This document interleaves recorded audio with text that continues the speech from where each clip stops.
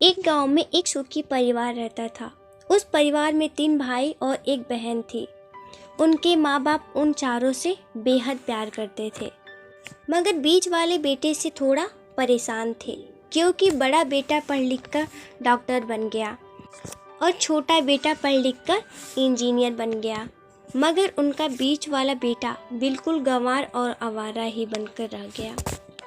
अब उनके 2 बेटे डॉक्टर और इंजीनियर ने शादी भी कर ली और कुछ महीने के बाद ही उनकी बेटी की एक अच्छे घराने में भी शादी हो गई। मगर बीच वाला बेटा अभी भी कुंवारा ही, क्योंकि वो बिल्कुल अनपढ़ था और कहीं पर छोटा सा मजदूरी का काम करता था। इसलिए उसे शादी के लिए कोई भी लड़की राजी नहीं थी और उसके माँ बाप उससे बहुत परेशान हो चुके थे। अब जब भी उसकी बेटी अपने मायके आती तो अपने सबसे पहले डॉक्टर और इंजीनियर भाइयों से मिलती थी, मगर बीच वाले भाई से वो बहुत कम मिलती थी, क्योंकि वो उसे ज़्यादा पैसा नहीं दे पाता था। लेकिन फिर भी वो अपनी बहन से बहुत प्यार करता था। अब उनके पिताजी की बीच वाले बेटे की शादी किए बिना ही मृत्यु हो गई। उनकी माँ ने सोचा कहीं अब किसी के मुंह से बंटवारे की बात ना निकले, इसलिए अपने ही गांव में एक सीधी साधे लड़की से अपने गंवार लड़के की शादी करवा दी। शादी होते ही न जाने क्या हुआ, उसका अनपढ़ बेटा पूरा मन लगाकर काम करने लगा। अब तो उसके कोई भी दोस्त बुलाने आता तो वो उसे यही कहता था कि भाई पहले तो मैं जैसे तैसे अकेला कमाकर खा लेता था, मगर अब मेरी शादी हो गई तो मुझे अपनी पत्नी के लिए भी कमाना पड़ता है और कल को आने वाले बच्चों के लिए भी तो कुछ जोड़ना ही पड़ेगा। इसलिए दोस्त, अब मैं तेरे साथ नहीं घूम सकता। ये कहकर उसका गंवार लड़का सीधा अपने काम पर निकल जाता है।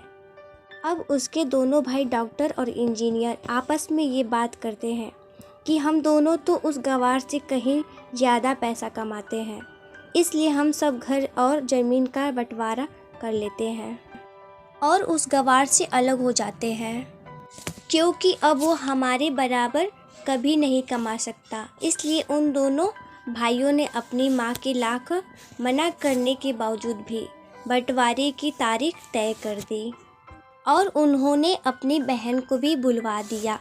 अपने गंवार भाई से भी कह दिया कि आज तुम अपने काम पर मत जाना, क्योंकि हम सब आज घर और ज़मीन का बंटवारा करेंगे। उसी वक्त उसकी बहन भी आ जाती है। तभी उसका गंवार भाई कहता है कि तुम लोग बंटवारा कर लो, मुझे जो भी देना हो दे देना, मैं शाम को आकर अंगूठा लगा दूंगा। तभी उसकी बहन कहती है, अरे बेवकूफ़, तू तो अनपढ़ ही रहेगा, ज़मीन का हिस्सा तो आमने सामने बैठकर ही होता है। तभी उसके दोनों भाई भी बीच वाले गंवार भाई को उल्टा सीधा कहते हैं। तब उसकी माँ भी उसे कहती है कि बेटा आज तो काम पर मत जा, बंटवारा तेरे सामने ही होगा तो अच्छा है। उसी वक्त वकील भी आ जाता है। तभी वकील कहता है कि आपका सारा हिस्सा मिलाकर 10 बीघा ज़मीन है और आपका घर है। अब ये बताओ कि किसको कितना हिस्सा देना है, मैं उसी हिसाब से बंटवारा के कागज़ बना दूंगा। उसी वक्त उनका गंवार बेटा कहता है कि वकील साहब 5-5 बीघा मेरे दोनों भाई के नाम लिख दो और ये जो हमारा मकान है ये मेरी प्यारी बहन के नाम कर दो। तभी उसके दोनों भाई और बहन पूछते हैं कि और तो हिस्से में क्या लेगा। तभी उसका गंवार बेटा कहता है कि मेरे हिस्से में मेरी प्यारी माँ है ना। और तभी वो अपनी पत्नी की तरफ मुस्कुराते हुए कहता है कि क्यों मेरी प्यारी पत्नी, क्या मैंने गलत कहा क्या? उस गंवार की पत्नी अपनी सास से लिपट कर कहती है, माँ से बड़ी वसीयत क्या होगी मेरे लिए। और उसी वक्त उसका गंवार पति भी अपनी माँ से लिपट जाता है। बेटी बहू के इसी प्यार ने जमीन जायदाद के बंटवारे को एक सन्नाटे में बदल दिया। तब भी बहन अपने गंवार भाई के गले लगकर रोते हुए कहती है कि माफ़ कर दो भैया, मैं आपको समझ नहीं सकी। तभी उसका भाई कहता है कि मेरी प्यारी बहन, इस घर में जितना अधिकार हमारा है उतना ही अधिकार तेरा भी है। और रही बात बंटवारे की, तो बंटवारा नहीं करने से हमारा जीवन रुक तो नहीं जाएगा। क्यों करते हैं हम बंटवारा?